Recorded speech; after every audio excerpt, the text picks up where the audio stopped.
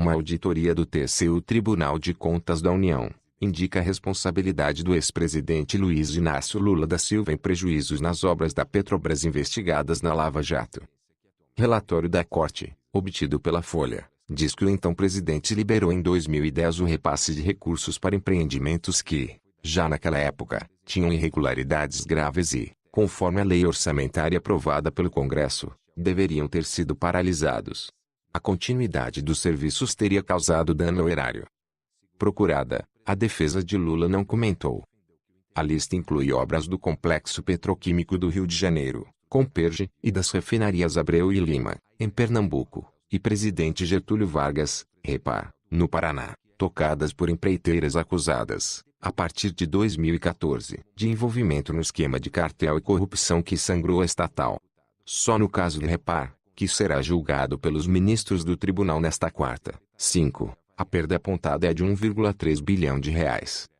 O plenário da Corte analisará se abre um processo específico para investigar a atuação de Lula e de autoridades de seu governo ou evitar que as obras parassem. Caso a medida seja aprovada, será o primeiro processo na Corte de Contas a mirar o ex-presidente por prejuízos nas obras.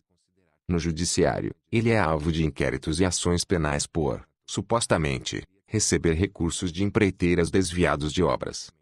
Como ocorre anualmente, o TCU enviou à Comissão Mista de Orçamento do Congresso, em 2009, a lista dos contratos que, no seu entendimento, deveriam ter a verba prevista no orçamento do ano seguinte bloqueada devido aos problemas constatados em fiscalizações. A palavra final sobre a adoção da medida cabe aos congressistas. Naquele ano, ao aprovar a lei orçamentária, o Legislativo concordou em barrar o financiamento às obras até que as irregularidades fossem sanadas. O TCU apontou sobrepreço nas planilhas de custos e restrição à competitividade nas licitações. Lula, no entanto, seguindo orientações dos Ministérios do Planejamento e de Minas e Energia, ao qual está vinculada a Petrobras, vetou os dispositivos que impunham as restrições aos empreendimentos ao sancionar a legislação. Na ocasião, justificou que a medida sacrificaria 25 mil empregos e geraria custos mensais de 268 milhões de reais com a desmobilização e a degradação de trabalhos realizados. A decisão de Lula gerou críticas de ministros do TCU e de integrantes da oposição na época. O avanço de obras da Petrobras foi, naquele ano, um dos feitos de governo explorados pela candidata à sucessão de Lula, Dilma Rousseff, que havia presidido o Conselho de Administração da estatal. Na auditoria sobre o caso, o TCU alega que o veto de Lula foi inusitado e afrontou a lei de diretrizes orçamentárias da época. Não se teria ciência de outro registro histórico sobre caso semelhante, diz trecho do relatório. Para a Corte, há indícios de que Lula usurpou competência da Comissão Mista de Orçamento, pois a LDO atribui ao colegiado, e não ao presidente, competência para deliberar sobre os empreendimentos.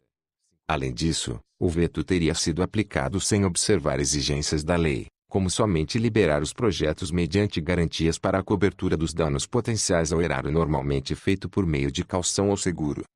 Também seria necessária prévia realização de audiência pública para apresentar justificativas, por escrito, à liberação das obras.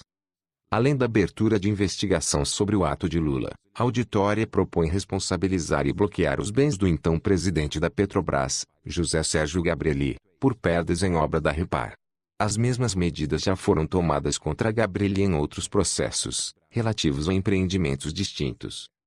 O relatório diz que a investigação avaliará os atos subjacentes ao veto e ao consequente dano ao erário resultante da liberação para o prosseguimento das obras maculadas com a necessidade de paralisação por irregularidade grave, com evidente desconsideração à expressa competência da Comissão Mista de Orçamento de deliberar previamente sobre o prosseguimento das obras.